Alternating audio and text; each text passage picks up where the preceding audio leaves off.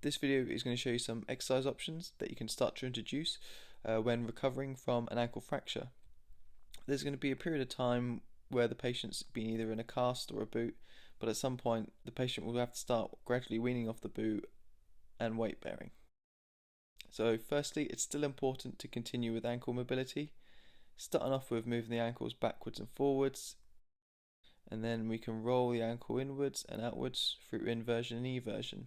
It's a useful tool to gauge if there's still any movement discrepancies between the affected side and the non-affected side. Now moving on to some weight bearing exercises. It may feel odd when weight bearing without the boot, so it's important to gradually increase weight onto the limb. We can do this by some weight transfers, moving side to side, favoring one limb over the other. So you can see by this exercise I'm alternating legs. This is a nice controlled way to slowly increase weight bearing of the ankle. Next, we want to build some strength in and around the ankle and the surrounding muscles, which we can do with some double leg calf raises, pushing up onto tiptoes as high as possible in a slow and controlled manner. This exercise is useful to assess strength or motion deficits, which is likely the inability to perform a full calf raise in the early stages of weight bearing.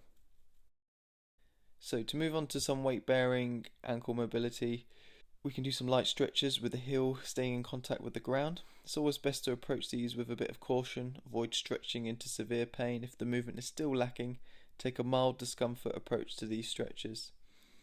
We can also stretch the SOLEUS by bending the knee, but still keeping the heel in contact with the ground. We can make the exercise a bit more dynamic by performing mini knee bends, which will intensify the stretch of the muscles and mobilize the ankle through a bit of range. Other important things are optimizing our walking gait.